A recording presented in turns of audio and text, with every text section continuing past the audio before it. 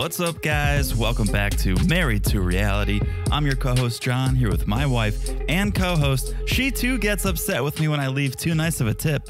It's the one and only Teresa. Hello, everyone. How's everyone doing? And let me clarify what you just said. Okay. Because it is true, but very only, true. I don't only tell a lie. when the waitress or waitresses, Oh, when they suck. we do get multiple waitresses sent to our table all the time. They're like, we don't think we can handle this table with just one waitress. There is a waitress and Waiter. God damn it.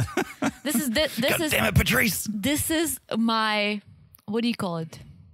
I don't know. Is it pet peeve? Sure. I don't know. You have That's to tell my me. pet peeve that I can't remember the male version of waitress. But you can remember the gender of an animal, no problem. No problem. You're like, squirrel, that's a man. Cat. No, it's not. The squirrel is female? Mm-hmm. Okay. And cat? Oh, female. Female? Mm-hmm. And dog?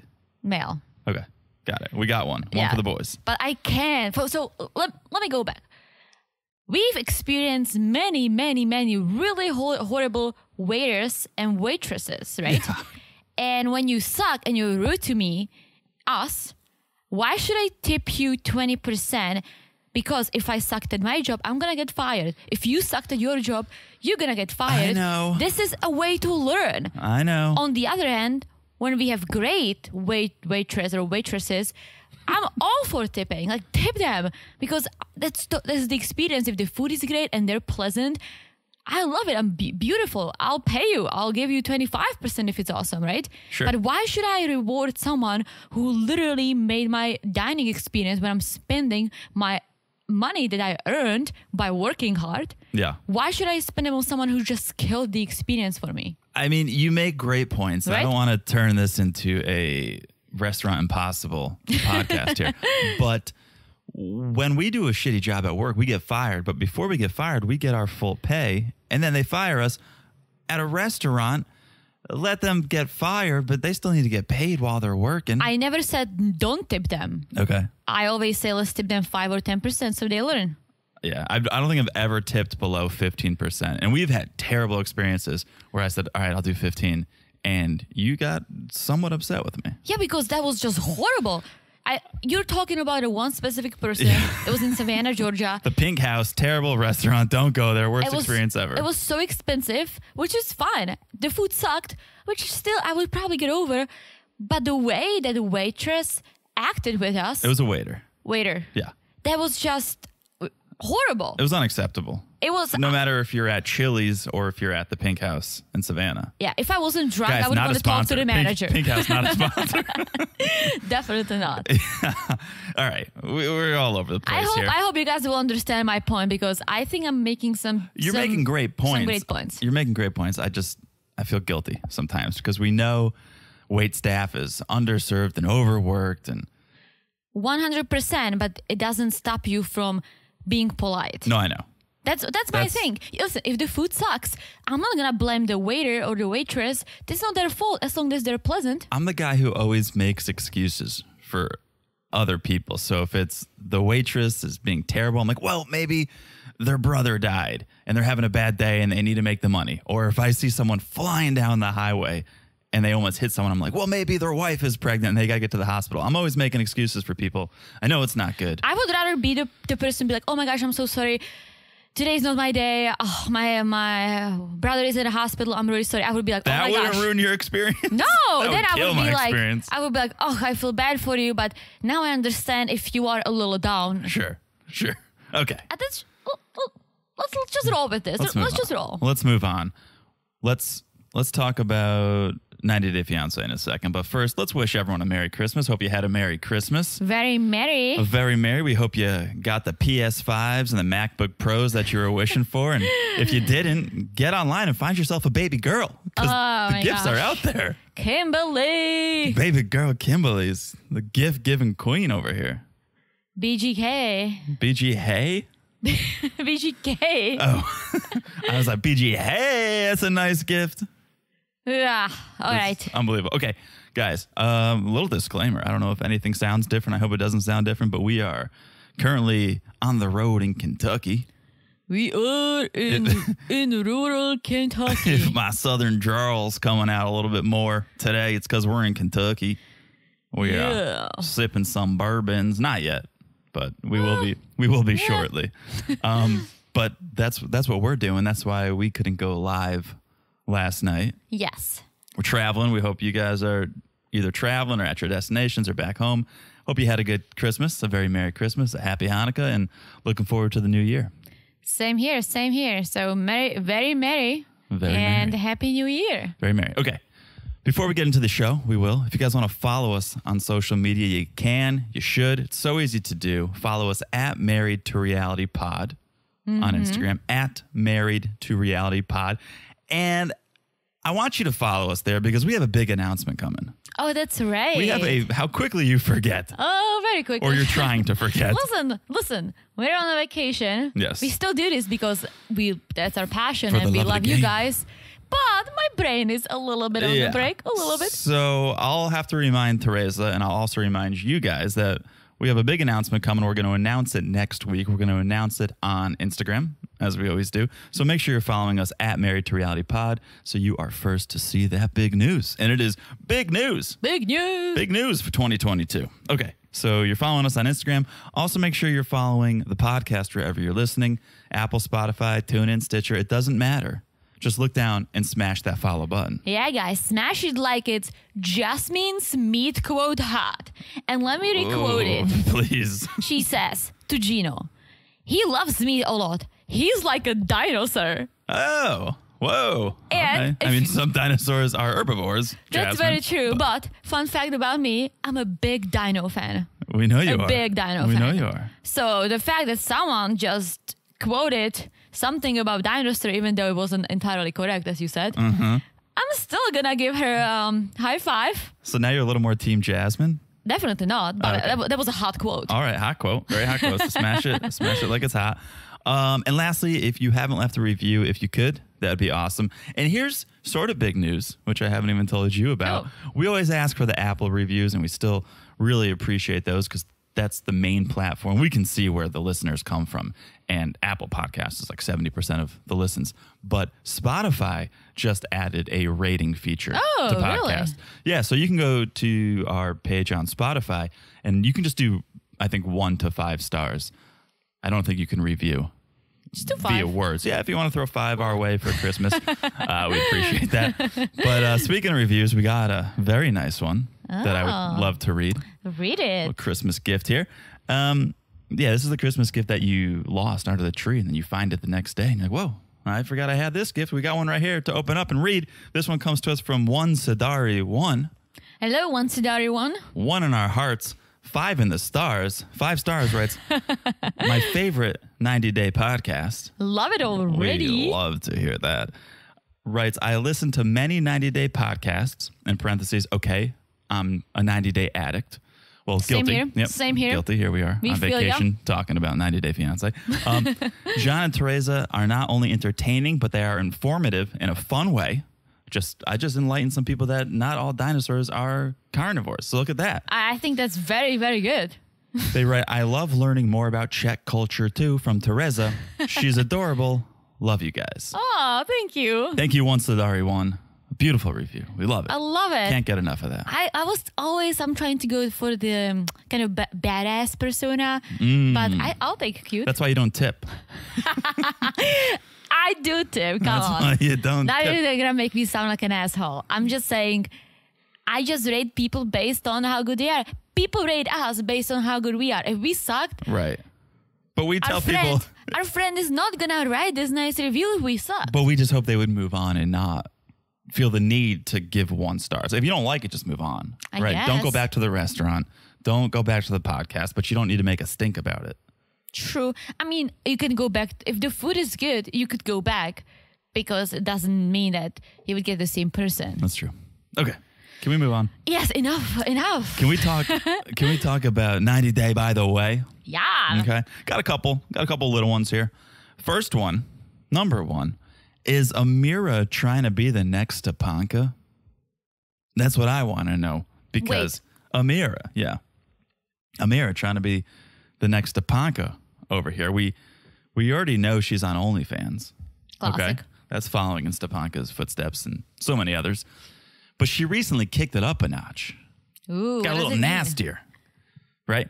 Maybe after seeing how much Stepanka is earning from selling her jar of farts. Amira wants to get on this behavior. She's not selling her farts. Okay. She's selling her poop? No. I think that's illegal. She's selling her underwear. Used? Used underwear.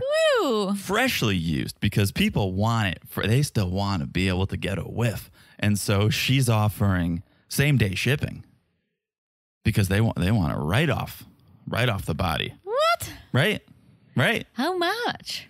I didn't bid. I think it's a bidding situation on OnlyFans where she puts up a pair, goes to the highest bidder.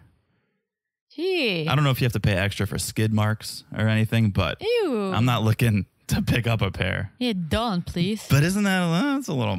This is what you want to be known for, people? Like Stepanka, you're now known for selling your farts. She's the farts girl. Right. And now, Amir, you're selling your dirty underwear. But at least Stepanka embraces it. I feel like... You got to embrace it. She just collects the money. You got to embrace it. But it's all about your brand. Do you want that to be your brand? That's my question. Well, it is Stepanka's brand. I feel like she somehow is rolling with it. However, it's kind of gross from Amira. I don't know why. I know. Well, I just like it I don't like it because it does feel like it's a little bit of a copycat. It's Stepanka, an innovator, an absolute innovator. She should have gone on Shark Tank. Again, there was a guy who tried to sell his farts. You're stepping on this great joke that I just I'm so sorry. Shark Tank. Right? Stepanka's an innovator. Oh my God, out of here. Amira, come on. We've seen that a million Get times out of over here. selling your dirty undies. Okay. That's by the way, number one, unless you have something else to say. I feel like I have nothing to say. Okay. Number two. Speaking of clothing businesses, the Comeback Kids, David and Annie themselves, have just launched a bit of a fashion line.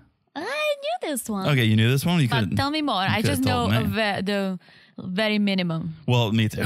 They're selling traditional tie dresses, selling them on Instagram. These are $39. I think that's a fair price, and I think they're clean when you buy them, so that's positive. They look good. Annie's posted some photos. Yeah, she's rocking them all the time. She's rocking them. She's posting them. People are liking them. Unlike a lot of 90-day businesses, Yara's business and whatnot, people are kind of not the biggest fans of those. But here, great reception. People are liking them. People are buying them. $39 a dress. Yeah. Beautiful. I think that's fair. It is.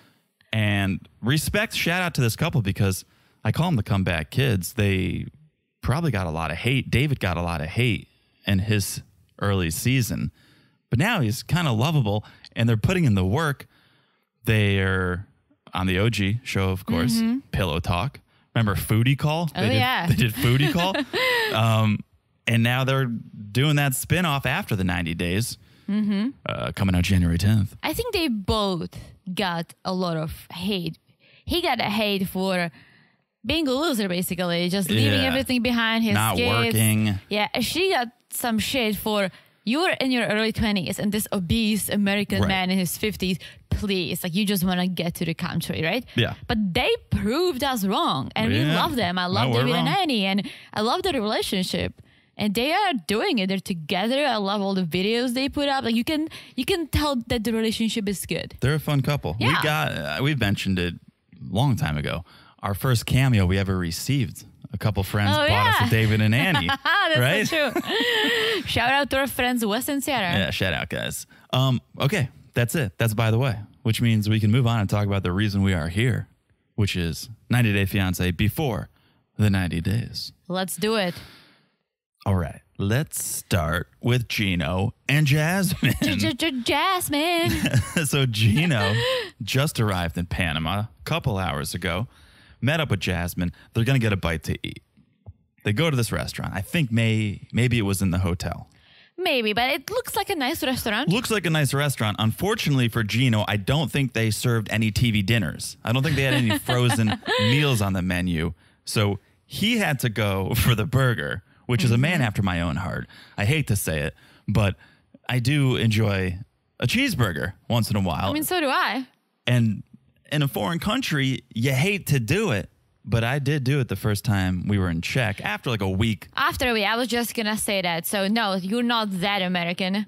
After a week of eting the schnitzels and the Svíčková, dumpling, the dumplings. I was like, I need a burger. Give me a burger. That's all I want. And that's what I got. And that's great. And Gino, I feel for him. But his first meal in this new country, the dude goes for a burger. Jasmine, of course, goes for the veggie wrap. Because she is a vegan. She's a vegan, which I don't think Gino understands what that is because he keeps calling her vegetarian. Yeah, that's different, Gino. Educate yourself. Unless she's keeping that from him because that would just blow his mind. Unless she doesn't know the difference. Well, she says vegan, so he should just repeat what she says. But no. So she gets the veggie wrap, calls Gino the typical American. And the best part was when this burger comes out, Gino goes, my first Panama food. Oh my gosh. It's like if he went to McDonald's through the drive-thru, they'd hand him the bag and he would probably go, my first Panama food. I'm sure he would probably prefer McDonald's over this fancy restaurant because, and this is typical, a person leaving their country going somewhere. And for example, I see all these memes and you guys know that I used to be an au pair, right? I see these memes when you're in America, you're just saving all your money because they don't pay you enough, wearing sweatpants and fake acts. But then you go to visit your country and you're all fancy looking because you want to flex a little, right? Okay. So now like Gino is a very simple man. He eats frozen food all the time. But now he's in this new country just like eating at a fancy restaurant, eating a burger, being all fancy. Basically being someone who he's actually not. I'm so confused. You think Gino's being fancy by ordering a burger? By going to a nice restaurant. I don't think he does it at home. Oh, we completely disagree on this. I think that was the only option for them to go eat. And he's being anything but fancy by ordering a cheeseburger. I guess. What are you talking about? But it's not frozen. That's my point. No. Gino is the type of person, if you asked him his favorite Italian food, he'd be like, DiGiorno. Maybe with pepperoni if I'm feeling a little special, right? Special occasions, birthday, maybe throw some sausage. Like that's Gino. He's not trying to be fancy. That is just all he knows. It is what it is. True, but you don't get my point. Are you saying because the burger had a tiki umbrella in it that maybe it's a little extra fancy? I think I saw it too, the cocktail umbrella. You're being taken by the cocktail umbrella. We have them, by the way. I've never thought to put it in the burger. It's very true. But this I might start doing that. We've learned so many burger techniques through 90 Day Fiance. Very true. Putting mustard in the patty meat, throwing a tiki umbrella in there. Listen, I bought the tiki umbrellas to elevate my homemade drinks, but we might as well elevate our homemade burgers. Yeah, no, I understand what you're saying now. You were taken by that umbrella. That is a fancy burger. Very fancy. So the wine's flowing, the food's flowing, Gino's getting loose, and Jasmine gets a text that captures Gino's attention. And he's like, who's Paul? Who's that? And Jasmine comes over, gets up, kind of wraps her arms around him and goes, it's Paulina. It's a female friend. But now Jasmine wants Gino to do the same thing she just did. I'll show you mine, you show me yours. I think it was a move. Oh, yeah. The way she was totally just got up over there, it wasn't just like, oh, it's Paulina, it's my friend. It was like, no, here, I'm going to show you everything. So then you have to show me everything. Did you see that Gino was just chugging his wine? He was so nervous. So nervous. So nervous. Yeah, the little liquid courage. I almost feel like, does he have something in his phone, which would be dumb? No, I think he's just never been around. I know you you found Jasmine hot, which I appreciate you admitting. I don't think Gino's ever been... In a hooker kind of way. Sure. I don't think you've ever, or Gino's ever been around a woman of this caliber. And so I have to agree with that. He's nervous. Yeah. He's very nervous, and that's why he's drinking that wine. So yeah, Jasmine comes over and is like, I showed you mine, you show me yours. They go through his phone, and she spots something she doesn't like. A friend request from a girl. And Jasmine does not bite her tongue. She's, who's this bitch? Who's this bitch? Like the level of jealousy, and Gino knows it. He said it several times on this episode that it can be an issue. Dude, it is already an issue. If someone did it to me, I would be like, hello and goodbye. It's an issue but it hasn't reached the point of affecting the relationship because they haven't banged yet.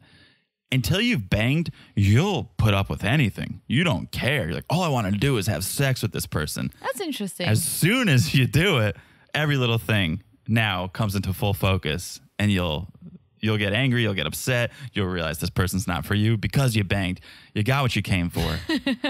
And we'll see. We'll see after the consummation. The real man just spoke. Well, I think it's probably for anyone. It's like you're on the hunt.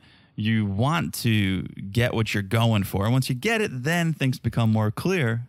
And you're not so willing to just look past these things that upset you. So all guys want is to bang? In the beginning, I think... I mean, listen, I'm there with you. I'm right there with you. But I think in the beginning, that is a lot of what people are going for. And they're not going to get bogged down by, she's over my shoulder looking at my phone. She eats this or that. She's a vegan. It's like, I just want to bang. I'll deal with that later. Well, yes, but I don't think Gino would ever look any other way because she, on the scale of 0 to 10, if she's 10, Gino is like 1.5. Sure. So yeah. He will probably put up with all her shit. And he is. Jasmine makes Gino delete and block this woman, whoever she is. Probably just one of those Instagram people that always slide into my DMs and are like, you want to see my boobs? And I'm like, no, because this isn't real. This is a link. You reply to those people? No, they're always in your spam, the spam port. And it's like, hot girls naked. I'm like, this isn't real. I'm not that lucky. I don't get messages like that, but I get messages like, do you want to model for our brand? I mean, those might be legit. It's not. Oh. I mean, I don't even look at it, but how do you know if I want to model if all my accounts are locked? Very so true. if you're not my friend, you don't know what I look like. You don't know what I do. That's a good point. So definitely spams. But I'm sure it's just these women, or not even women, they're just bots that message you. They want you to click a link. Oh, I don't know if it's a virus or whatnot. But either way, Jasmine makes Gino delete her, block her, and she goes, sorry for getting crazy. It's just, you're a man. That's it. That's all it takes for her to be crazy, upset, nervous, is that he's a man. He's also Gino. He's also Gino. I think she has nothing to worry about, but hey, we'll see. I just hope that Gino wiped his phone clean before he landed. Or he should have just gotten a new phone. I don't think there's anything on that phone. We talked about it last episode. I don't think he's a guy that's got a ton of women messaging him or anything to hide. Maybe the porn. Maybe he should delete his history. But I'm sure she has some naked ladies, or she used to have some naked ladies in his phone. He. Maybe. No, maybe but I don't think it's people reaching out to him. I think it's stuff he paid for. Like David? Yeah. So, okay, then the bill comes, and Jasmine directs the bill to Gino's side. Probably sorry. It's just that you're a man, and you take care of this too. But she immediately regrets Gino paying when he throws down that big tip. Because according to Gino, when you have a good waitress, 15%. Big spend over here. When you get the service that you deserve, 15%. You see, I would do 20 to 25, so who's better? I know. Who's better over here? No, you are for sure. Jasmine disagrees. Jasmine says, that's why these people get used to it. And then they want to charge us Panamanians that money, and we don't have it. So I'm gonna shine some light on this from my Czech perspective. I know what you're gonna say. And you know it. In the Czech Republic, as far as I know, and this was like this the entire time, and I don't think it changed since the last time we've been there, we don't really tip. You round up. But waiters and waitresses, they get paid. Right, like a good salary. You get your salary. So if you serve one person or 100 people a day, you get the same money. What the difference is that usually, let's say, if you paid and it was $12.50, right, you would be like, 13. Or if it's a nicer restaurant, it can be 14, right? You kind of like round it up. Sure. But you don't tip 15, 20, 25%. That's why people in Prague or these big tourist cities, they're making so much money. They do. Because tourists tip. They're used to the Americans or whomever else coming over there and giving 15, 20% on top of their already decent salary. Remember once we went out with my grandmother and like you wanted to tip and she like freaked out when she saw it? She freaks out anytime money comes into the equation. That's right? true. I'm like, I bought a new T-shirt. It was $10. What? Don't you have a T-shirt? You're wearing a T-shirt right now. Why would you buy another T-shirt? Meanwhile, she keeps giving us money. Right. That is a fine line. But yeah, like she was like, oh my gosh, why is John giving such a big tip? And like, because that's like that in America, but I kind of told you. And I'm trying to impress you, babichka. Oh yeah. But you don't have to do it's nice to round it up, maybe do something extra for sure. It's just a nice gesture, but you don't have to do 15-20% because they do get paid. That's Czech and other European countries. I looked it up. Panama, they say it's customary to do 10%. Okay. So yeah, not 15, not 20, but 10%. So I don't know. I don't know if Jasmine has a big issue with this, if she just wants him to go from 15% to 10%, or if it's something else entirely. I think we know actually what it is. It's that it goes from Gino leaving this hefty tip to Jasmine thinking Gino's got it hot and heavy for this waitress. She is translating in her head that this tip means he likes this waitress. And so now she's pissed. I'm curious if the waitress was a waiter. Would she have the same issue? I don't know. It's a good question. Here's sort of what I think. We know Gino spends a lot of money on her. That's very true. I think she expects that money to go to her. Ooh, that's a good point. Why are you paying this woman? Why is she getting your money? I should be getting the money. That's a good point. The more you tip her, the less you give me. I think that is really at the crux of the issue. I can see that. That's a good point. So maybe if it was a man, it'd be the same issue, but she would have to approach it differently. It wouldn't be like, oh, you're hitting on this man. It would, oh, we don't pay that much. We 5%, 10%, give the rest to me. Or he should keep the money for himself and get some hair implants. No, he shouldn't. I think he looks fine. We haven't seen him bald, but he, from what I can see, looks like a guy who would look good bald.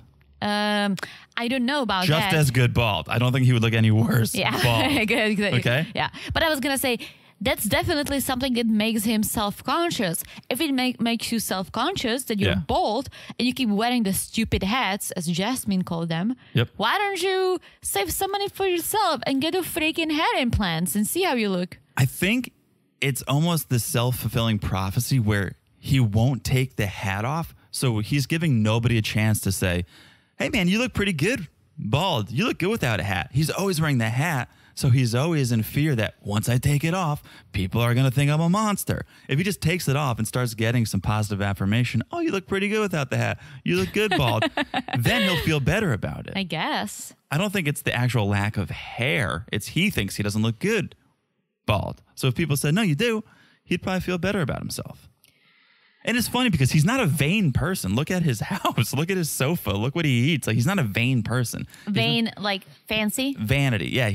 He doesn't appear to be concerned with appearance. His clothes, his decorating in his home. He doesn't seem to be consumed with that. No, plus he doesn't have any money for it because he spends it on Jasmine. And those big tips.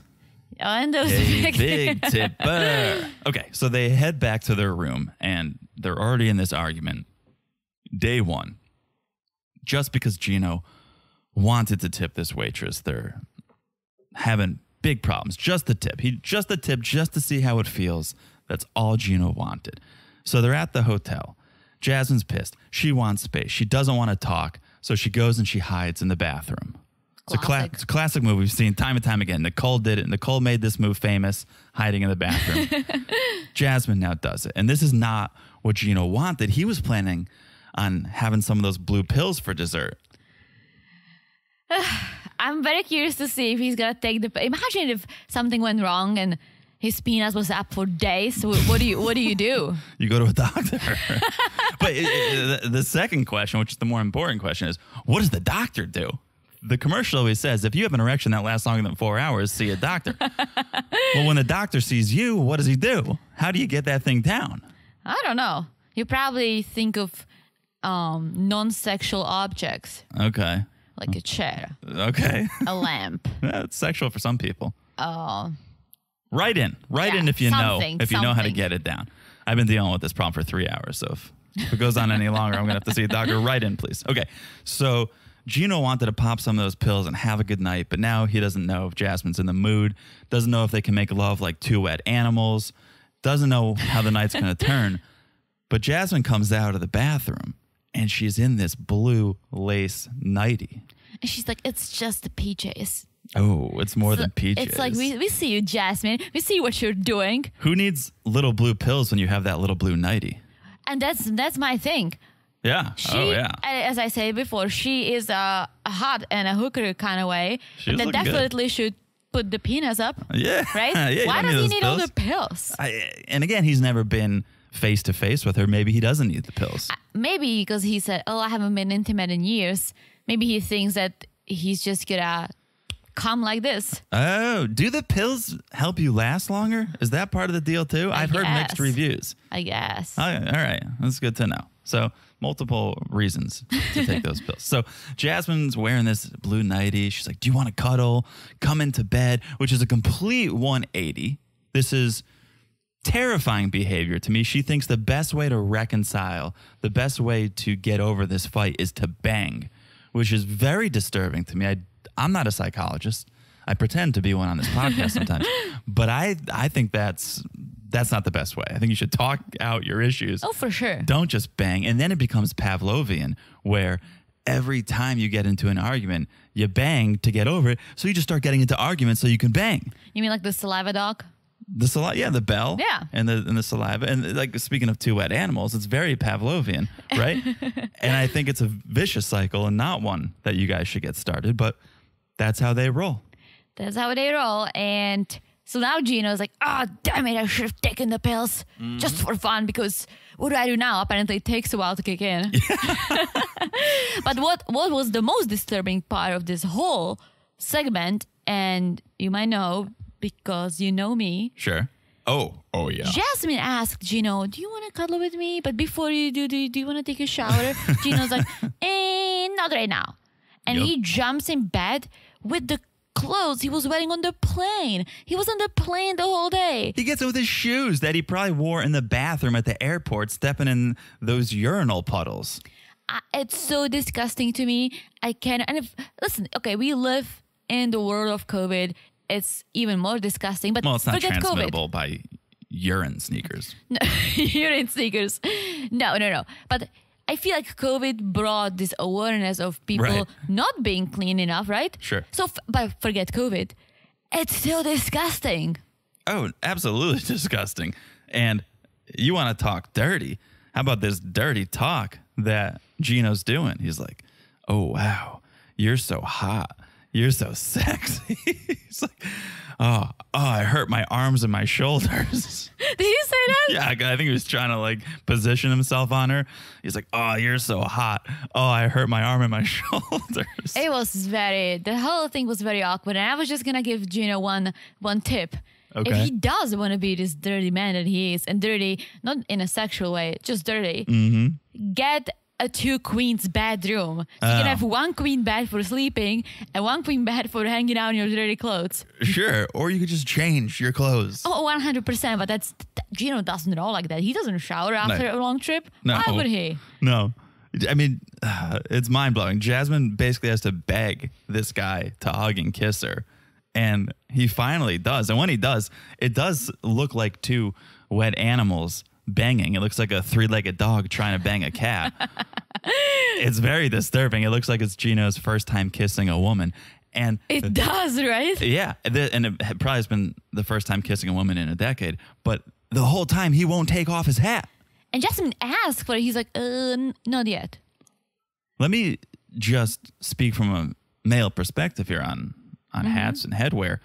It's uncomfortable for us to kiss and make out while wearing a hat because the brim will be hitting your head. That's or whatever so true. And then it smushes into your forehead. It's uncomfortable for everyone.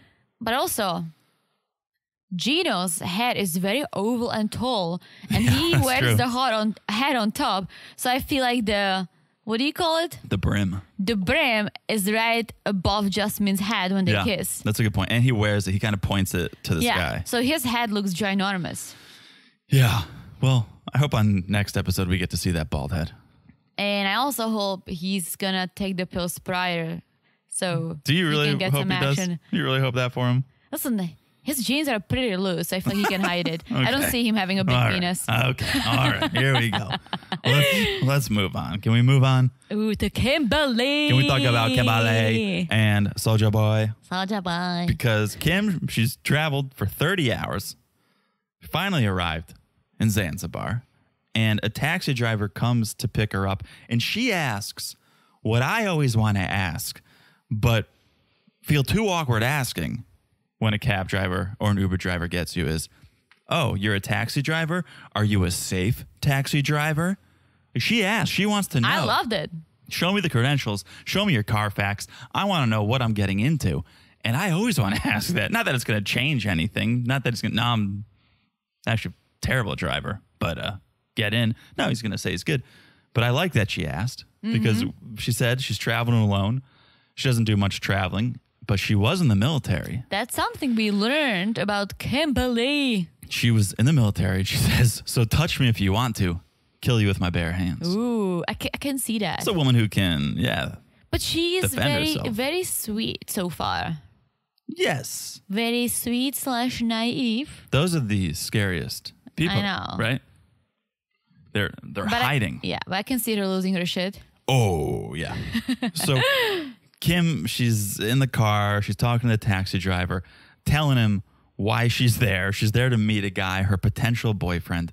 I don't understand why these people share so much information with strangers. It's like he's your taxi driver, not your therapist.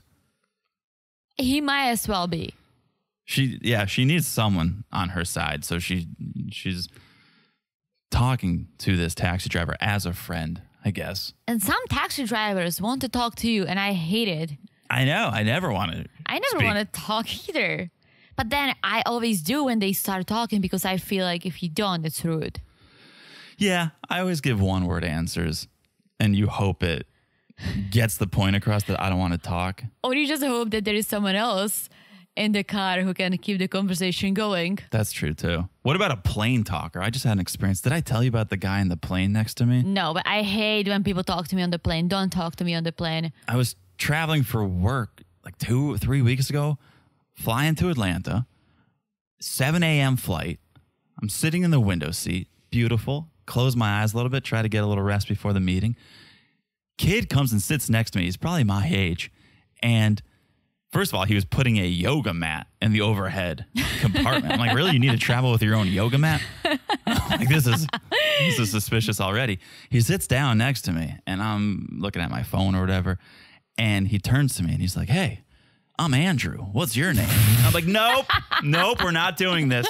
We're not doing this. Not at 7 a.m., not at 7 p.m. We're not doing this. Oh, my gosh. And I just go, John, right? One word answer. Like, just let me telegraph to you that I'm not into this.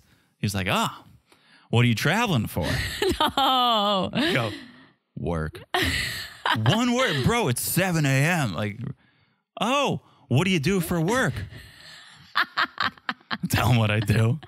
He's like, oh, can you tell me your clients or is that confidential? And I'm just like, confidential. And my coworker is sitting in front of me, the flight, Courtney. Shout out to Courtney. And she's just looking back and laughing. And I'm like, I can't believe this. I don't want to talk. Now, never in the future. And guys, fun fact about John. He doesn't want to talk to me when he wakes up. No, I can't talk. He's not a morning person. I can't talk to someone before 10 a.m.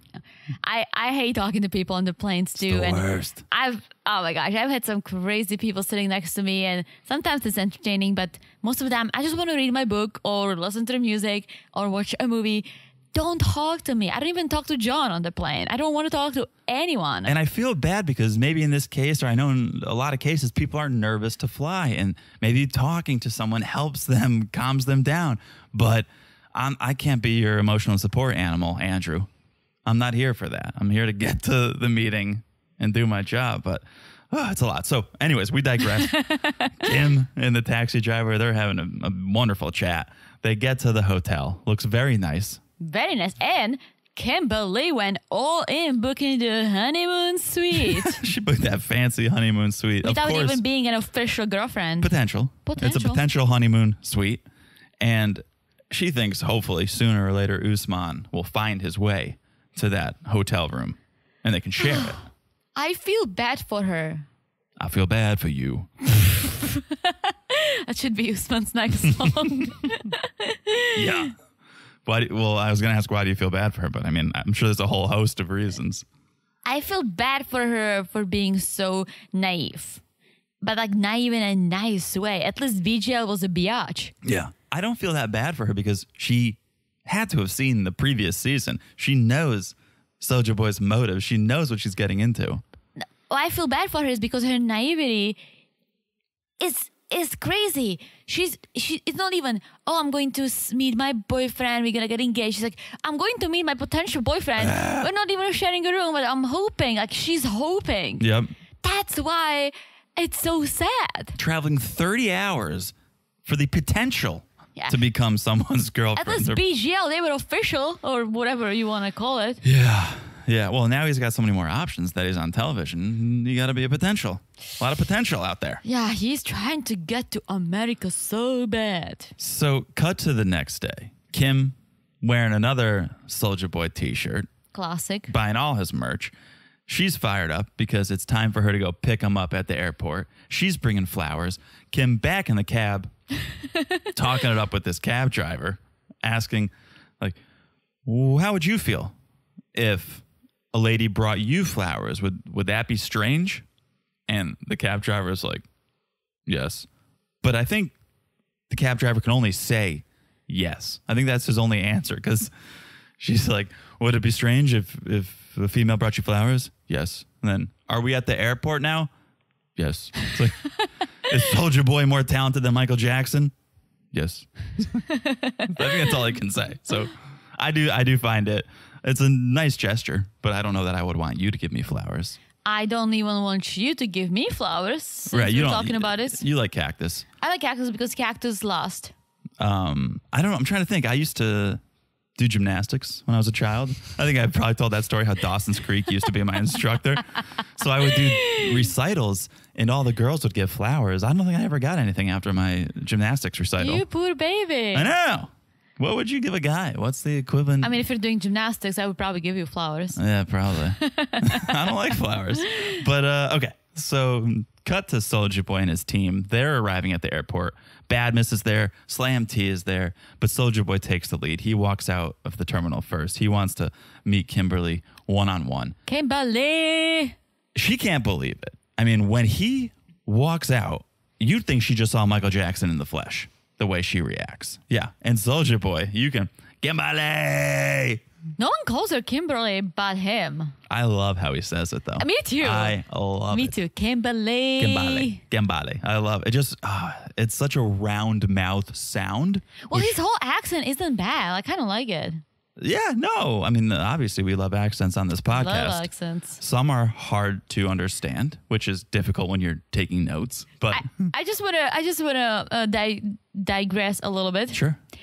Last night we went to a great bourbon bar, right? Talking to a great bartender. Yeah. Which was amazing. And then she was asking, oh, where are you guys from? And obviously I have an accent, so... You know she was joking, right? I like to think that she wasn't, because she thought I'm from Wisconsin. Shout out to Wisconsin. I think she was joking. And I think a Czech accent. wasn't. I think a Czech accent's better than a Wisconsin accent. Well, still, the fact that she potentially thought I sound American, even though from Wisconsin, I've never been to Wisconsin, so I don't know. But hey, I'll take Wisconsin. You love cheese. I do love cheese. So, possible. The provolone I love from Costco is from Wisconsin. Oh, yeah? I think so. There you go. Okay. So they meet. It's unbelievable. This meeting was like every teenage girl meeting Justin Bieber in the Never Say Never documentary. And folks, don't let the poor ratings fool you. That is a fantastic documentary. Oh, we love the beeps. I showed it to Theresa. She's like, I don't want to watch this. 10 minutes in, she's like, is Justin Bieber the most talented artist of our generation? He's very Like, talented. potentially. So the Soulja Boy tells the camera some good news. Kim is way better looking than he expected. So some people are better looking in person and some people are better looking over cameras and photos. I know that. I think I'm better looking in person. I think I am too.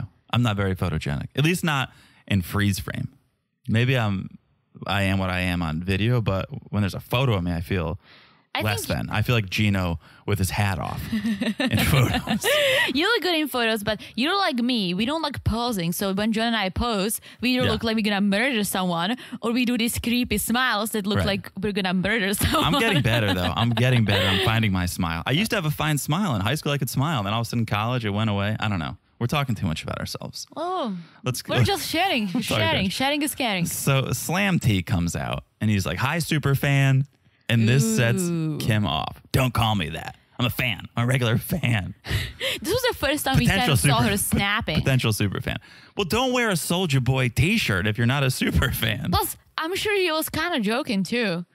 Nah, probably not. But at the same time, she came to Zanzibar from America to shoot a video. No, she came for love. Well, yeah, but he wasn't promising her that. So she did come as a super fan. Potential love, definite video set.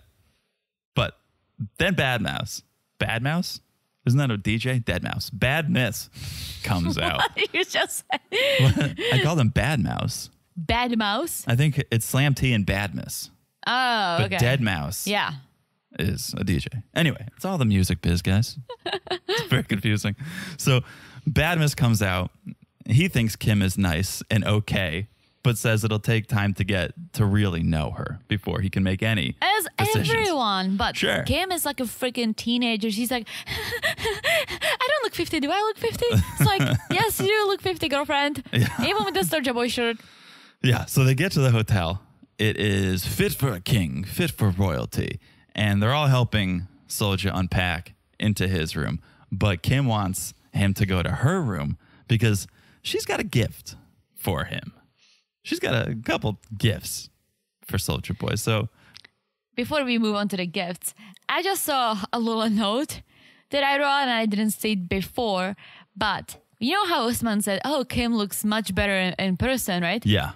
It's because anyone looks better than BGL. So after him experiencing BGL, anyone will look better than her. He's like, wait, not all Americans smell like Marlboro Reds? This is amazing. I like it. I like it already. She smells delightful. So yeah, they get to the hotel. She sneaks away to her room. She wants to set up Soulja Boy's surprise. And he shows up at her room. Kim has thrown flower petals all over the place. The towel swan? She's doing all the things that guys do for women. I almost feel like she didn't do it. She didn't do the towel swan. That's probably true. Yeah. How would you do? I have no idea how to make a towel swan. Probably comes standard with the honeymoon suite. If I did, we would have towel swans all over our apartment. I'm all for that. I don't need the petals. That seems like a nightmare to clean up. Yeah. But the towel animals, for sure. For sure. It's funny, when we went on our honeymoon, I was hoping for some towel swans, but we didn't get anything. We got a champagne and strawberries and chocolate. Yeah. But no swans. Is it swan or swan? Swan. Oh, no swans. Swan. Yeah. Swanson's TV dinner. Shout out to Gino. Okay. So where are we? Soulja Boy sees everything that's set up. He's not totally vibing it because a little too much. It's a little too much. They're not even boyfriend girlfriend yet. But the surprises don't end there. Okay. It's time for the real gift giving to begin. Kim got Soulja Boy a MacBook Pro. What the F? A MacBook Pro so Soulja Boy can scam so many more women now that he's got a working computer. And he's like, Kimberly, oh my gosh. She's like, you told me that you're broke. Which basically was probably a lie because he didn't want to talk to her. Kimberly, you mean I don't have to go to the internet cafe to scam now? I can scam right from the comfort of my home? And just to make it clear, MacBook Pros are like 1800, right? They are expensive. Yeah, 15 and up, depends how big. But that's a nice gift. That's a freaking nice gift. That's a nice for gift. Someone who's not even your boyfriend. Yeah, potential. It's a very nice gift for a potential boyfriend. She should have brought him some Calvin Klein Andes. I feel like that would do it. But Teresa, wait, because there's more. I know. I could not believe it. More, okay? A PS5? A PlayStation 5? Come on. Shout out to our newest meme created by our very own John. Hello, yeah. Forget the PS5. Kim is the one who's getting played. Oh, yeah. But the funny thing is, not the funny thing, the sad thing, because she's clearly trying to buy his love and affection. when does Kim think Soulja Boy's going to have time for her after giving him a computer and a PS5? It's like, he's going to be busy playing his games. Unless he's like you, that he will never play any games on it. Maybe he'll just watch movies. I bought the Xbox during quarantine and I played it and I had a good time and I play it once in a while. Also, I'm happy you got it. I have my Harry Potter collection. I play on it. I have my Jurassic Park collection. I play on it. It's like $100 for a gaming system / DVD. Yeah, freaking love. I love it. Beautiful. I'm all for it. So how dare you? Oh, listen, I'm glad you bought it. How dare you? Okay. Soulja Boy just says, I appreciate the gifts, but I'm going back to my room. With the gifts. And like the fact he's like walking away with the gifts. Bad mouth, slam T, fire up the TV. We're gaming all night. I was laughing. I felt so bad for Kay once again. Feeling bad for her. That's $2,000 easy right there. I don't know how much is PS5. Is $500. PS5? Yeah. At least $2,000 worth of gifts. Plus the hotel, plus the flight. And he just walks away. Like, at least play a game with her, G. He's not there for her. Definitely He's not. not there for her. Very sad. Very sad. Okay. Shall we move on to another sad couple? This is this one I was expecting more, but I hope we'll get there. But yeah, sadness the segment. Let me just say, I don't like Caleb at all. No. I thought maybe, okay, here's a fun guy, he's a cool guy, maybe. No, don't like him at all. At least from what I've seen so far. Yeah, it's he's not delivering. He's not delivering. But I mean, he is delivering. But he's delivering the drama. But I almost, I wanted Alina to have a happy ending, and maybe she will. Maybe. It's still early, early. We're on what episode 3? Yeah, very. So it's hard to judge, but so far, sadness the segment. So Alina is waiting for Caleb at the airport. We're picking up where we left off. She's alone. She wanted Elijah to leave her alone so they could have that one-on-one moment. And so she's sitting there, and out walks Caleb. And he spots her, and he's like, Alina. And then just the slowest, most casual stroll over to her. Usually people run. There's dropped bags. There's running. Asuelu whips out a dance. Yeah. There's some excitement. He's just like, Alina. And then, boop, boop, boop, just walks over there. I really think that his expectations of her were very different. He probably thought, and I hate to say this, but have you ever watched Game of Thrones? No. You haven't. But the guy he's in the Elf movie. He's an actor. He's small. Sure. I don't know if he's a little person. Sure. But he has no disabilities. He walks, he runs, he does. Well, that's the difference. Yes, and that's almost what I think Caleb thought, that Alina has all that. She's just smaller. Right. But I don't think he realized that she's a little person with all these disabilities that he didn't really think of. Right. Well, he even said on video chat, you see each other from the shoulders up or whatever. So he knew in his mind she was a little person. But yeah, I don't think she showed off all of the challenges that she faces. Yeah. And again, I really thought that he's going to think that, okay, she's a little person. She's just small, but she can function like regular people. And that's not the truth. No. I mean, she is very independent, but there are still some challenges, of course. Yes. So he finally gets to her. It was a 20-minute walk over there.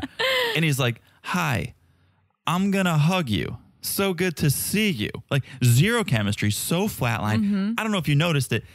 At first, he goes in for a handshake, and then he pulls his... I did not. He reaches forward and then pulls his hand back, and he goes, I'm going to hug you. He was going to go for a handshake. Oh, my gosh. I didn't see that. Going to go for a handshake, this guy. I want to shake him. You give her a hug. You guys have known each other for however many years. Don't even ask to give her a hug. Just give her a hug. You go for a hug, right? He doesn't at first, but finally goes down, gives her a hug. And he gets on his knee and he goes, we'll talk eye to eye. And I don't know how I felt about that. I think it came from a good place. But I don't know how she felt. I think she was fine with that. But what I didn't like was that Caleb basically said, oh, it's great to see you in person, but you were smaller than I thought. Mm-hmm. You can think that, but don't say it. Or maybe you can say it as a joke once you guys get to know each other a little more. But don't make it a second sentence that comes out of you. Say it in the midst of love and Yeah. excitement. You're so flatlining. They take their masks off, and Caleb's like, "You look great. You're beautiful." But there's no emotion there. And so then to add that on top of it, yeah, it just seems like, do you care about me at all? Do you actually find me beautiful? Are you interested in me? There's just nothing to provide a sense of assurance that, oh yeah, like we are a couple. There is a romantic. Yeah. And let's not forget that they are in a relationship. They said it. They said they've been talking and in a relationship. I know. So Alina asks Caleb if it's weird for him, her being a little person. And he just goes, "It's different," that's an honest answer, right? That's an honest. It'd be a lie to say maybe weird isn't the right word, but it'd be a lie for him to say like, "Oh no, this is perfectly normal," because he's never experienced it before. So they leave the airport. Caleb trying to juggle his luggage, the wheelchair, bags are falling, and they get to the car, and Alina shows Caleb how to fold her wheelchair. And this is when Caleb says, when we talked online, it was always the waist up. So it's really jarring to see her in comparison to my own size. And that word I took issue with. It's jarring to see. It's different, I get, but it's jarring. I don't think I've ever heard that term. I obviously understand what it means. Yeah. But I've never heard anyone using it. Oh, I mean, it's jarring. Yeah. It's shocking. It's startling. Is it more than shocking or startling? It's a little more than shocking. It's more than shocking. That's a little aggressive. It's a little aggressive. It's a little over the top. Oh, it's jarring. But he says it, and he says, "I think I just need some time to adjust to being with a little person, and then the chemistry will fly right back." So he right there is admitting we've kind of lost some of that chemistry. Yeah, because again, and that's the similar thing to when some of these Americans fly to a different country, like Nicole flying to Morocco, knowing nothing about Morocco or Moroccan culture, right? It's him not educating himself enough about what he's gonna experience, right? Alina was telling him about, hey, I sometimes might not reach the light switch. I need a wheelchair. Like she was telling him, right? He saw her photos. Like the fact that for some reason, he didn't process that before coming to see her, and he was shocked. That's wrong. That's a really good point. Yeah, people, do your research. Yeah. Whether it's about another person, another place, do your research. Know what you're getting yourself involved. 100%. So they get in the cab, and Alina, she's trying. She's like, "Oh, I'm glad you're here." And Caleb's response is, "Yeah, it's a little cold for me." This dude's not even trying. Dude's not even trying to make things seem okay, make things seem like, oh yeah, we're more than friends. And Alina's disappointed that there was no kiss, not even a friendly kiss, not even a cheek kiss. Let me say this. We were talking about Gino and him, in my eyes, not being a vain person. Yesterday or last night, I forget when I saw it, Caleb had posted an Instagram story, and it was an article from Screen Rant, and there was his photo there with the article, whatever the article was, and he wrote on it, "Can we use a better headshot, people? Hit me up, bloggers. I'll send you one." It's like that. That's how vain he is that he's finding these articles where people are using less than ideal headshots of him. Oh my gosh. And he's saying, "Oh, I'll send you a better headshot." It's like, dude, you're so vain. That's why I'm like, you're kind of shitty. Seems like you just want to be on television. Seems like you want fame. But I almost feel like if he just wanted to be on TV, he didn't approach it right, because of course people will give him an extra shit for, being mean to someone who doesn't deserve it. Not that anyone deserves other people being mean to them, right? But if she was a regular person and the chemistry wasn't there, and I gotta get it, you cannot just be attracted to everyone, right? But this is a little different. And of course, he's going to get a great amount of shit for this, more than if she was a regular person. Right. And I want to remind myself, I always try to remind myself, there is editing. And so we know a lot of people don't love Andrew. We did our interview with him. You can go back and listen to that. But we learned some things, and it kind of changed our opinion of him a little bit. I don't know that Caleb's getting a bad edit, but he's getting a bad edit, whether it's his fault or not. Like, he doesn't look good. Yeah. And maybe it's all on him and maybe it's not, but I try to remind myself that that's very true. These are people, they're getting edited to look a certain way. And as I always say, guys, we only judge what we see on TV, right? Of course. If these people are either shitty or amazing in real life, but they're being shitty on TV, we gotta talk about what we see on TV because we don't know them in person. Maybe we'll meet them one day, we'll change our minds, right? But right now, all we judge is what we see. So that's very true. Yeah, do the same, guys. Do the same. So they get to the hotel. Alina struggling to get out of the van, and she goes, "Do I have to do this myself?" And under Caleb's breath, he goes, "I just helped you." He said it? Yeah. No way. I think he was talking about, carrying the wheelchair, or helping her in. He picked her up and put her in the and cab. She said, "Do I have to do this myself?" And he goes, I just helped you. So he's 20 minutes in, he's already over it. Oh my gosh. He goes, "What can you carry?" And she's like, "My purse." Oh my God. Yeah. Right? Yeah. Oh my gosh. It's so cringy. So he tells the cameras it's hitting him in the face that he's taking care of everything. And forget gender stereotypes. Forget, the men should hold the door. The men should do this. The men should pay the bill. Forget all that. It's like, here's someone who needs assistance. Mm-hmm. So why she has Elijah here. You know this. Imagine, now I'm very happy that Elijah's there. Oh, yeah. And I was happy about it before, but now even more so. And Caleb should be happy too. Oh, and he is, and he says it later. Oh, he does? And I think it's because he's like, whew, now I don't have to do everything. There's someone else here who can help out around the house a little bit. Yeah, it's not a good look, Caleb. Not a good look. So they go inside. Caleb's overwhelmed already. He sees the stairs, right? Because he didn't book the hotel. He's like, there is no elevator. Like, dude, you booked the hotel. And he says, I never think about things like that. Right, which most of us don't. I don't think. That's very true. And he goes, "I should just carry you up the stairs," which he does, and which Alina actually likes. She loves because it's the only time he's being intimate with her. It's the only time there's any physical contact is when he's carrying her into a car, carrying her up the stairs. So they go to the room. Alina shows him around, shows Caleb all the issues she's having with the room. And that's when he says, "Yeah, I'm actually glad Elijah is here to help. But he slept in this bed?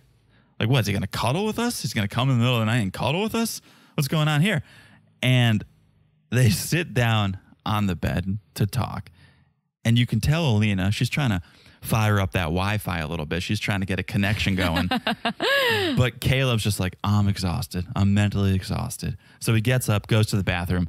He's ready for bed. And that's where it ends.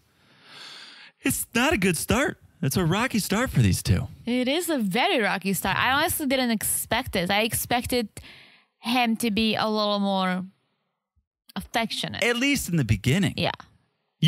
I get it. You can, after some time, be like, "Wow, this is a lot. I didn't realize how much work this was going to be. I didn't realize how much she needed me." But 10 minutes in, you're like, "Man, I already helped you." Like, you're over it. Very true. Very true. Caleb, all right. I mean, you still have time to turn this around. You still have time. Yeah. I'm hoping more to come, obviously. It's only episode 3. Yeah. But I'm here for this. I'm really here for this, and I'm rooting for Alina. Yeah. And I almost hope that if it's not going to work out for them, right? I almost want her to be the one to say, "I don't want to be with you. It's not working out. Like, this is just BS. Oh, for Goodbye." sure. I really, if it becomes this, right? If it comes to, okay, we're not working out, I really want her to be the one who's just go back to America, dude. You're not good enough for me. Absolutely. Couldn't agree more. All right. Teresa keeps pointing to a bottle of whiskey that we have in the corner of the room. So I think she wants a drink. So we're going to take a quick pause and we'll be back in a second. All right. Let's keep this Hot Mess Express rolling right into what is very quickly going to turn into sadness, the segment. I'm pretty sure. Give it an episode, maybe 2, but this is going to get very sad very quick. Oh, for sure. And I could not believe this. We're talking about Mike and Ximena, if you guys and don't we know. already got to know Mike last time Oh, on we the know last Mike. episode. We love Mike. We do love Mike, but we didn't get to know Ximena until now. And I'll tell you, it blew my mind. This blew my buckle up, folks. Here we go. First of all, shout out to Mike's solar panels because we love caring for the environment over here. Not that we would ever put solar panels on our house, but Mike's roof was covered in them. So shout out the solar panels. So he's at home packing his things, some shorts, some crayons, some coloring books, and of course, the ring. And I love that. Let's just take a second here and dissect this because so many people on these shows pack a lot of sexual things, dildos, vibrators, jellies, couples, lotions, right? Mike's packing crayons and coloring books because there's kids involved, right? And he's thinking about the kids. Yes. And you love that. You love that, okay? But of course, the ring too, because he's hoping if all goes well, he'll be proposing by the end of the trip. Mike, don't propose. Do not propose. Yeah, Mike. Please do not. Don't propose. Okay. So Mike goes down to see his dad and his grandfather, Larry and Hyman, who I'm still waiting for their spinoff. Oh, yeah. No, okay. Their spinoff, 90 Days Left to Live, would probably be the spinoff of that show. And they give Mike some advice. Don't go far. It's not New York. Okay? It's Colombia. And we know what happens there. It's risky. It's risky. So then his dad asks, well, if things go well, what's the plan? And Mike says it's his plan to get the K1 going so they can marry and bring her kids to the States. At least he's in on the plan. At least he knows, like, she wants her kids to come to the States for a better life. Yeah, and I'm sure, I think Mike is like a little kid too, in a way. Oh, for sure. He's a Lego guy. Yeah. So I'm sure he's kind of happy about the kids. Like, some friends. Yeah, some friends. Some friends. So Mike's car comes. He gets in to head to the airport. He gets there and reality is setting in. It's time to go from the phone to the flesh. And he hopes Ximena is everything he thinks she is when they finally meet in person. So we cut to Mike arriving in Colombia. He's at the airport. The last time he spoke to Ximena was the night before. The plan was for her to meet him at the airport. By the baggage claim. But there's no sign of her. To be fair, there's no sign of anybody in that airport. That airport was a ghost. Empty. So she was not there. You would clearly see if she was there. Nobody was there. So we're like, oh, boy, is he getting stood up? Which we know he's not. We saw coming attractions of her getting upset that he farts so much or whatever. But we built some suspense. And we cut to 24 hours earlier where we meet Ximena, 24, Colombia. Yes. And she says, unlike everyone else on this show, I'm saying that, but she says the most important thing in the world are her kids. Juan David and Harold Stephen, four of my favorite names that have ever been on 90 Day Fiancé. Wait, I didn't write it down. Say it again. Juan David is one. That's Juan David. Like Juan? Number one. Juan? Juan, Juan, Juan David. Okay. That's one name. Juan David. Harold Stephen. These are power names, folks. These are power names. Juan David and Harold Stephen, 9 and 3 years old, respectively. Listen, I'm here for Harold Stephen. Okay. So here's where it gets interesting. And this is a judgment-free zone. We are basically recording in a Planet Fitness, but this is where it gets interesting. Juan David's dad was a one-night stand. Okay? Nothing shocking about that. Happens all the time. Maybe that's why his name is Juan David. One night stand. Harold Stephen, okay? This killed me. His dad's in jail. Now, when you first hear the story, you go, sure, I get it. You banged, you had a kid, he got into some trouble, and he ended up in jail. Now dad's in jail. Wrong, okay? She met this guy on Facebook. They spoke for a few months. He asked her to come visit him in jail. So they met when he was already in jail. She thinks this is a good idea, even though she's got a kid. She goes to the jail, lifts her legs, her words, not mine, and she gets pregnant. On the second visit. This is another TLC show. This is not 90 Day Fiancé. I'm pretty sure this is another TLC show. And I'm sorry, Mike, I want to see this story. Live after lockup? Although like apparently he's going to be locked up for a while. It's like love during lockup. So there's got to be some show about. Oh, if there is not, there should be one. But this is wild. I mean, Amira was trying to bang a guy in jail. Speaking of Amira. Yeah. There was that whole thing. She was trying to get on that show, right? So, a lot. That's a lot. So we learned some more. Ximena is a manicurist, but obviously because of COVID. She wants to be. I thought she was because of COVID. She can't. I thought she said she loves nails, so she's trying to practice. Okay. So she is. Either or. We get a tour of Ximena's apartment. Or should I say Mike's apartment? I think we should call it Mike's apartment. It sure is. Because we start seeing everything in her apartment. And everything thanks to Mike. The couch. The dining room. The fridge. The stove. The blender. The washing machine. The washing machine. The MacBook Pro. The Xbox. The PlayStation 5. No, that's Soulja Boy. But this is red flag alert here. I think we did not know how much. I mean, he mentioned that he bought her a few things, but we didn't know that he furnished her apartment. The entire place. Yeah. Correct me if I'm wrong. Things like this are more expensive outside the U.S. than imagine. In the U.S. because it's all imported. Right? I don't know. Yes. It's not cheap. Listen, there are TVs in the U.S. that are huge and pretty cheap for what it is. I asked my parents, TVs are very expensive in Czech. No, I mean, that makes sense to me. Either way, this guy is spending a lot of money. A lot of money. A lot of money. Okay. And here's the red flag. Ximena says, Mike isn't the type of guy I'm usually attracted to. I'm into bigger men, tattooed men, drug dealers, right? But she's attracted to his wallet. Oh, for sure. And to me, you're just coming out and admitting like, oh yeah, I'm using him because I'm not attracted to him. Mm-hmm. He's not the type of guy I'm attracted to. But now? Listen, she probably could have found a different American man who she would be attracted to. Let's say even Mike, aka Mike and Natalie. Because they're a huge dude. That's true. She would probably be attracted to him, right? Or Bojangles, tattooed and a drug dealer. Oh, for sure.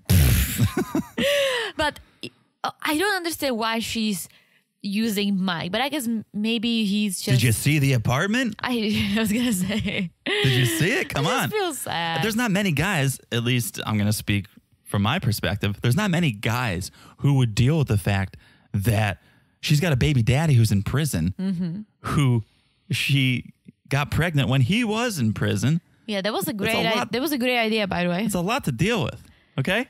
A lot to deal with. That's very true. So then we meet Yamir, Ximena's dad, and Adriana, her stepmother, who somebody get the facts. How old is Adriana? I am going to say like about 15. 15 to 16 at the old. She's definitely younger than Ximena looking. Ximena's 24, but yeah, she is younger. Right? Younger looking. And if she's older, good for her. Good for her. So Ximena's telling them about Mike, and they're like, you don't speak English, so how's that going to work? And Ximena says, it'll be hard, but Mike is everything to me, and I want my kids to have a better life in the U.S. Hello, red flags. At least she's honest. At least she's honest, but again, this is 90 Day Fiancé. This is about love. This is about love. It should be about love, Not about providing a better life. And listen, I'm sure it's love for Mike. It's love for her kids. But Ximena, however, she sees the money. She sees the money. It's about the money. That's all she wants. So Yamir is like, I'm worried Mike is not what he says. And if he ends up hurting Ximena or my grandkids, it's not going to be good. So I have to give the blessing to him to take her. And I'm like, Yamir, Mike is the one you're worried about? Mike's the one who might not be what he says? How about your daughter using Mike? You're not. But again, she says it. I guess she doesn't say, Mike, I love him so much. I told him, don't buy me all this stuff, but it appeared in my apartment. That's she's true. like, oh, this is what Mike bought me, and I want my kids. So at least she's honest, but I feel bad that she's using someone like Mike, someone who is financially supporting two other people in the U.S. Yeah, that's right. Don't forget that. He's supporting her. She's and her basically, kids. using him. Yeah, it's sad. He's supporting 6 people. Himself, Larry, Hyman, Ximena, and then Harold Stephen. I forget Harold Stephen and Juan David. So good. If we ever have children, I want Ximena to name our kids because I could never come up with Harold Stephen or Juan David. It's better than our plans. Yeah. Our plans are just Stephen. And then we have a statue of a dog that we call Howard. That's very true. So, yeah, it is better. So this ends with just Ximena saying she's nervous because there are things about her past she hasn't told Mike. Maybe he doesn't know about her second jail visit. About the conjugal kid. Yeah, if there are more surprises than this, I mean, sign me up. But listen, she said she thought it's gonna work, that her what's his name? Harold Steven has a great relationship with his dad. They talk online all the time. Oh boy. But apparently he's not gonna be let out anytime soon. So she's looking for something else. Yeah, how ridiculous. He definitely murdered someone, right? Because he said he was defending his honor or his uncle or something. He was at a bar fight. You don't go away for that long, I don't think, just for a little fight. I don't know. Must have gone bad. But we're here for it. Not for the violence, but for the stories. I hope that Mike's not going to get her pregnant. So That's a very good point. Because then they're bonded for life. The one thing Mike did not pack were Magnum condoms like Caleb. And maybe he should have. Maybe he should have. But we'll see. It's his life. We'll see. It's his life to ruin, okay? All right. Let's talk about a new couple. Oh, my gosh. New couple. We meet Ella, A. Under my umbrella. Ella. No? Okay. 29. Idaho Falls, Idaho. Idaho Falls, Idaho. Not to sound redundant, but she's super into everything Asian culture.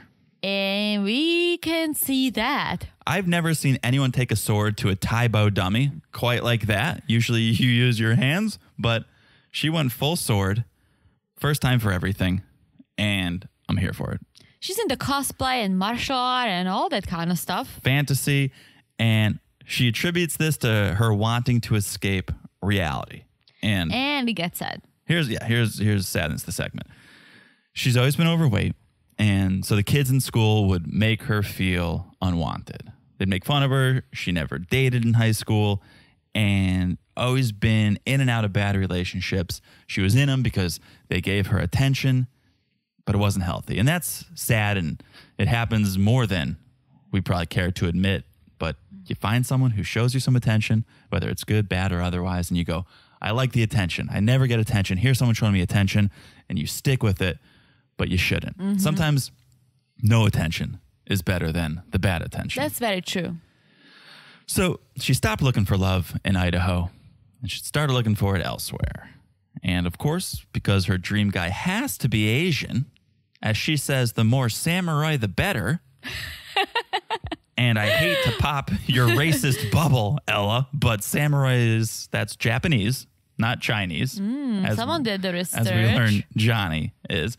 But yeah, the more Asian, the better. Well, she said she's into the Asian culture, so including Japanese, including Chinese, including Korean. But she says the more samurai, the better. Well, maybe she was going for Japanese, but hey, she got a Chinese prince. Right.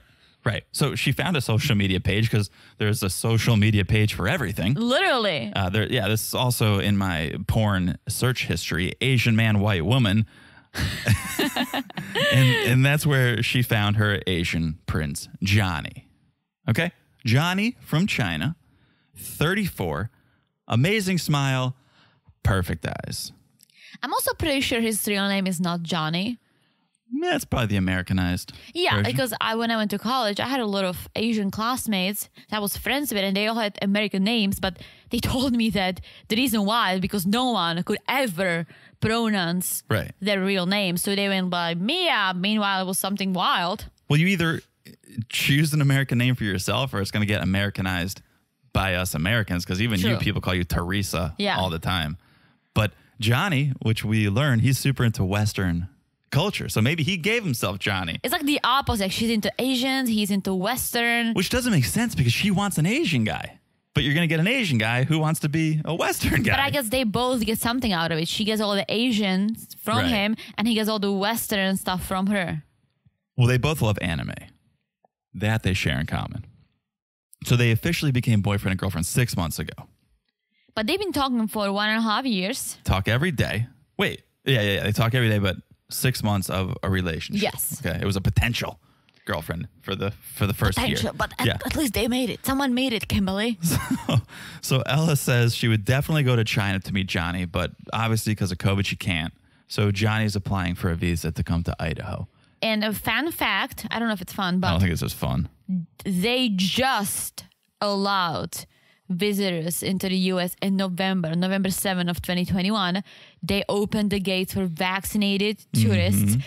I'm sure there's still bans on certain countries. Yeah, I don't think, spoiler alert, I don't think Johnny's getting a visa. To go to I don't Idaho. think so either. Because, Not if this was filmed a year ago or however long. Yeah.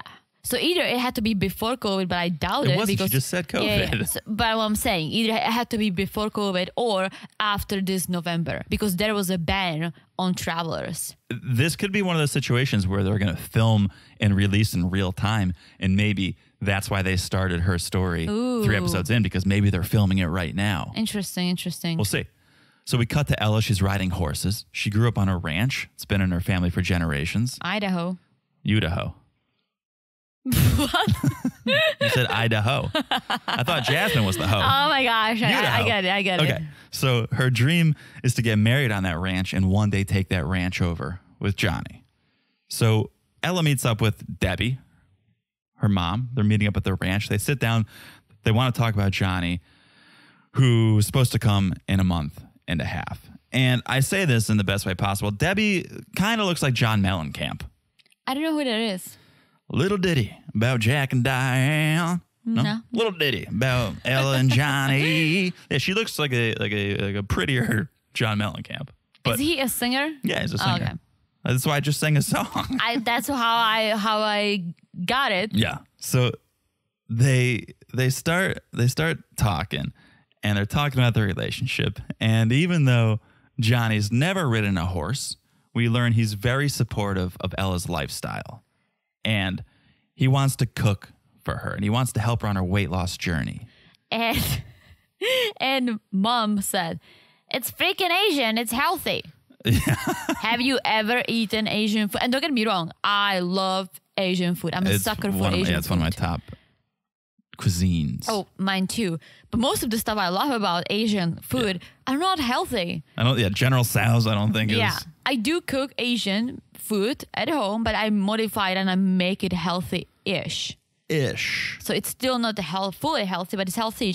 I use a lot of veggies. I don't use all the crazy oils, right? But if you get a badass, awesome, real Chinese food from a real Chinese white restaurant, rice. yeah, it's delicious. I love it, but it's not healthy. Yeah, I'm sure some is. I'm sure there are some healthy options. But and maybe we're thinking about the Americanized I get Chinese you might food. be right. You might be right. Because I don't think when you go to Panda Express, that's authentic. Freaking love Panda Express. That's what Gino thinks authentic Asian food is the drive-through at Panda Express. But yeah, there's ways to make anything healthy. And I know we have some of our friends that listen and they love our recipes. We have a killer. We call it the Asian chicken dish. Let us know if you want that recipe. It's so good. It's really good. The quinoa and brown rice. It's sesame oil, soy sauce, veggies. Look at you. You carrots, never made broccoli. it, but you somehow know. I eat it. I know what's in it. So, okay. Debbie is skeptical of this relationship. She's not sure if Johnny is in this for the right reasons, right? We know other men have taken advantage of Ella. She thinks maybe Johnny's doing the same thing. But Ella believes Johnny truly wants to come to the States for her.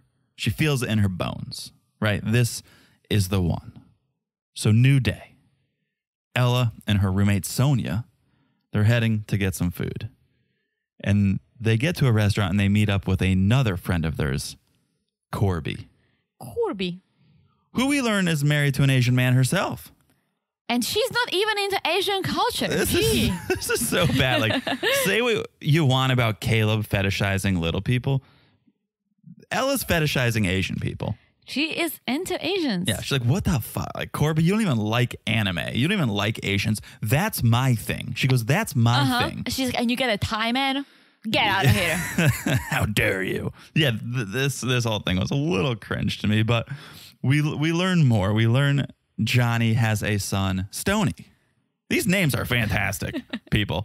Juan David, Harold Stephen, Corby, Stoney. This is unbelievable. Okay. I love Stoney. I would probably name our kid Stoney before we had a kid. I'm so tired. We got really high. And I would be like, I don't care. It's going to be Stoney.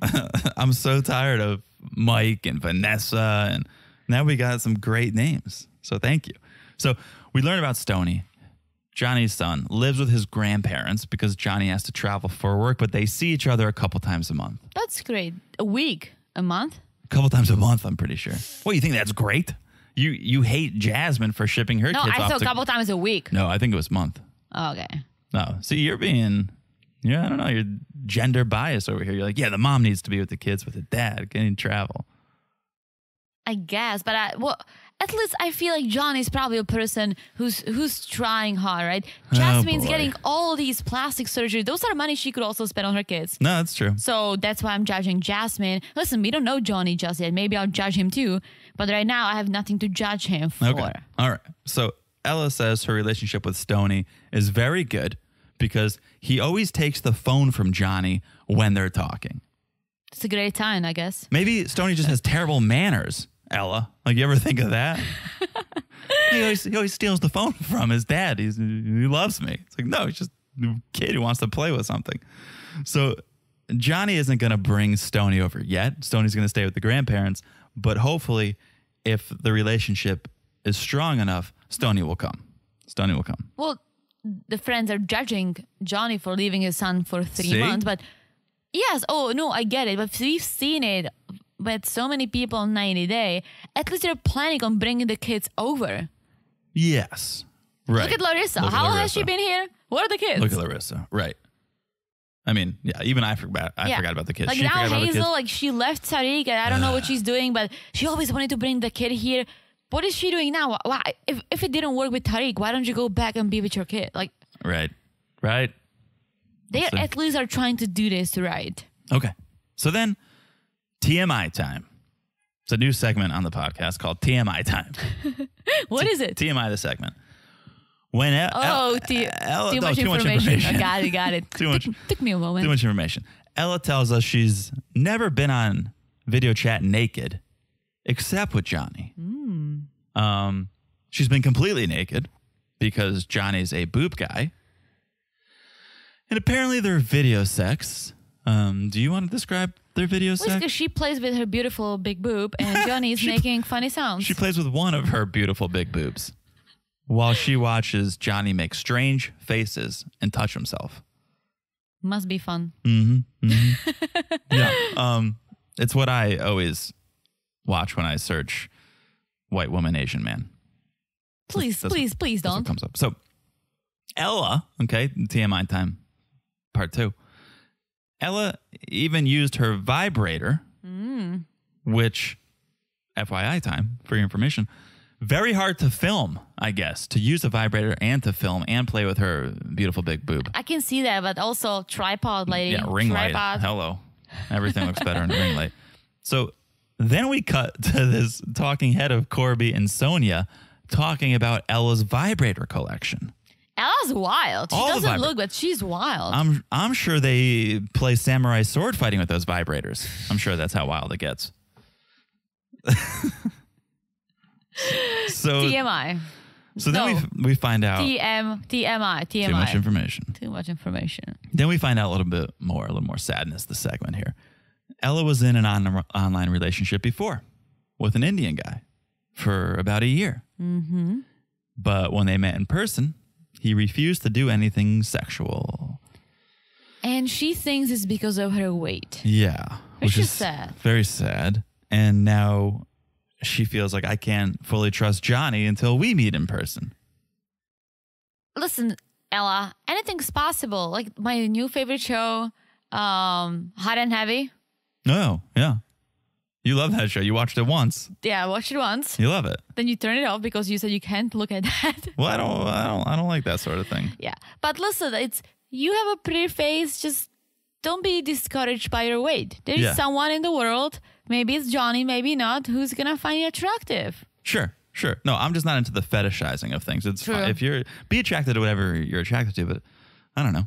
I just don't like the fetishizing aspect of those shows. But okay. People do it. Oh, for sure. You're there for it. I'm not.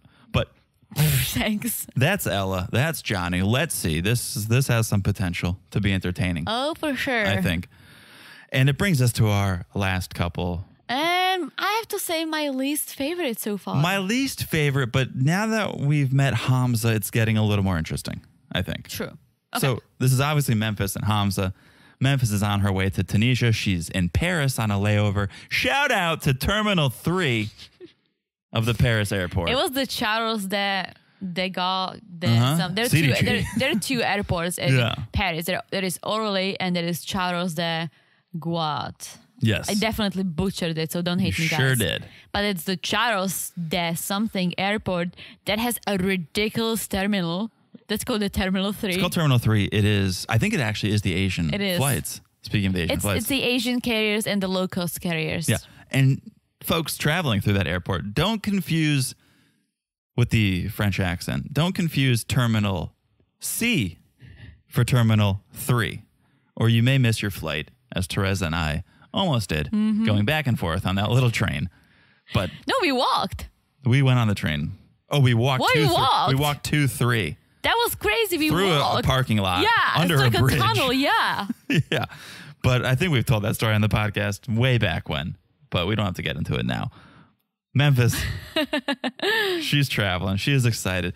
She's excited to be with someone she and her kids can trust and count on for the rest of their life. Okay. Which is a lot of pressure to put on someone this early in a relationship. But she's hoping Hamza's the person because why? Why wouldn't he be? Right? And we meet Hamza 48 hours earlier. We meet Hamza, 28. He's kickboxing. It's his passion. We should also kickbox, but I feel like I've said it recently because someone else was kickboxing on the show. Jesse and Jennifer. Yeah. So yes, we used to kickbox, but it was like an exercise class. We didn't actually kickbox, but it was fun. Passion for kickboxing. A passion for something else. Those plump bodies. Loves those plump bodies. What is a plump body? A bigger body. Oh, like plump. A lady? Like a plump, yeah. Plump, like a... Plump. Plump. Plump? Yeah, plump. I feel like plump means like you know, just like... No, plump is luscious, I think. I don't know another good synonym for plump right now. But I'm learning so much. Sometimes I just learn and it's beautiful. Yeah. So bear with me, guys. Okay. So Hamza showing pictures of Memphis to his workout partner because we all know he shows everything Memphis shows him. Oh, for sure. To everyone else, whether it's sexy time in the shower or some photos, he is spreading that around. Oh, for sure, because he wants to show off. Oh, yeah, he's flexing. Oh, yeah. He's flexing. So Hamza says, some Muslim men think American women are sluts. But he doesn't like boring women. He likes the sexy time. Oh, for sure. So he's showing a photo of Memphis to his buddy. And he's like, ooh, good choice. Does she have a sister? Oh, yeah. Does she have a sister? I was like, okay, take it easy, guys. All right. Let's meet her first in person. Exactly. So then we cut to Hamza's house. And speaking of fantastic names, we meet Hyatt, which I always thought was a hotel. It's actually Hamza's mother, who's waking him up because Hamza lives at home with her. And apparently, before we give him so much shit because he's 28, it's common in Turkey. Yeah. It's normal in the culture. Until marriage, you stay with the parents. And we know it from other Arabic men on TV. Azan. Yazan. Ziyad, yep. So it's... No shade there. No. I just like the name Hyatt. Oh, it's great. Yeah. So I'm more of a Marriott person myself, but... For sure. I like Hilton, but let's move on. Okay. His mom does his laundry. She cleans his room. She treats him like a baby. Didn't he say that? Yeah, he did. She treats me like a baby. That's going to definitely cause some tension between Memphis and Hyatt because it's like, who's going to take care of him? Listen, your mom treats you like a baby, but at least you don't live exactly. at home. That's what I'm saying. If we all live together, you guys going to be fighting over my underwear. Who gets to fold them? Oh, no. I would be the baby with you. Okay. I love your mom. Of course. Shout out to my mom. So they sit down to talk about Memphis, and we learn a little bit more about Hyatt. She got a divorce when Hamza was 10, so his mom's always been the one to take care of him, and that's probably what adds to the babying of Hamza. Plus, he's the only son. Yeah. So a lot of pressure on him. Yes. And she's cool. She's got no issue with Hamza being with a foreigner as long as this foreigner is good to him. I like that because we've seen a lot of other times where it's, I don't know, marry within the culture, date within the culture, but Hyatt's cool. Hyatt's international. Hyatt's worldwide. You can stay at a Hyatt in almost any country. and you see that here of the accepting, and we like that. So speaking of names, Ravis. I have Rewa? I have Ravis. I was probably a little tired. Yeah, I think it's Rewa. I wrote it Raiwa. I have Rawis. Hamza's sister, okay? Hamza's sister joins the party. She wants to join the conversation about Memphis because she says when she saw the photos Memphis sent of herself, some of them were a bit indecent. But Hamza is okay with sex before marriage if two people love each other, which is basically him saying, I just want to bang someone. I don't want to wait until I get married because why would I get married? I live with my mom. She takes care of me. I don't need to get married. Yeah, this is great. This is going to bode well, I think, for the relationship because we've seen this storyline time and time again, especially Nicole and Aslan, which is, I want to share a room with you. I want to get physical. And Aslan's like, no, we can't. Culture. But Hamza's like, nah, let's do it. If we love each other, let's do it. But yeah, speaking of rooms, yeah, they cannot share the room before they get married. Hamza asks mommy, and she says, "No, you're a baby. You're a baby. You cannot share your crib. Cannot share your crib with another woman until you're married, right?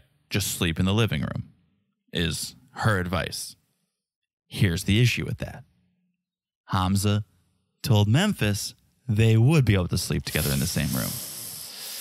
Also, why doesn't Memphis book a hotel? Dude, book a hotel. You have a decent job. Book a Hyatt. I'm sure you can afford it. If not for the whole 3 weeks, book it for the first week. Get to know each other. Come on. Right.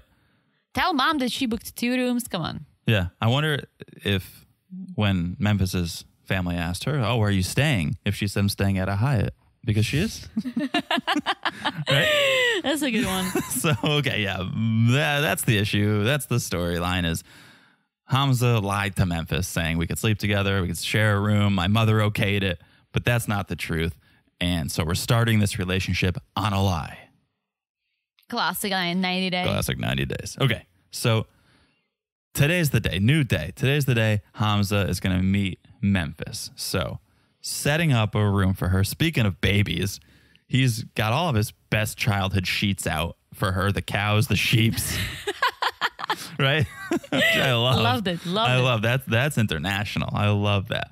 So he's also got a bouquet of flowers and he's heading to the airport with his friend Yusef, who is driving. Mm-hmm. Okay. Now, tell me you caught this part.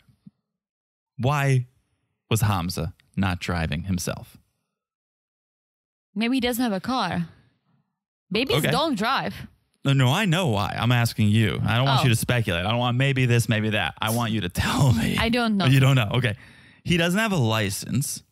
Well, that makes sense. Okay. Because he got into a fight with his driving instructor. What? Yeah. He said it? Yeah. What was I? I don't know. he got into a fight with his driving instructor.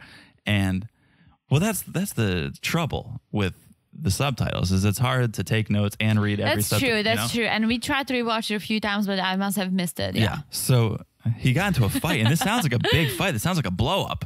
If he's like, screw it, I'm not getting my license.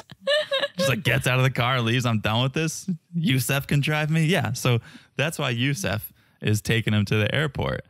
And on the drive, we learn more about the situation, how since Hyatt got the divorce, it's been nearly impossible for her to find work because you're kind of shunned in the culture a little bit after you get a divorce if you're a woman. So she hasn't been able to find work, and he's hoping if he can get to the States, he can get a job and provide a better life for the both of them. Mm-hmm. So cut to the airport. Memphis doing her own Darcy dash.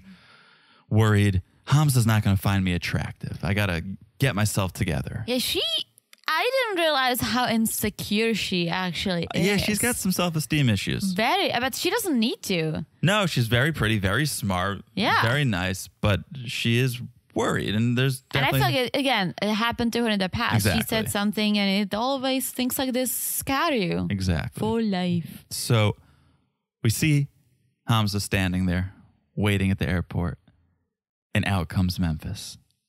And it's another slow, apprehensive stroll. No dropped bags, no screaming, right?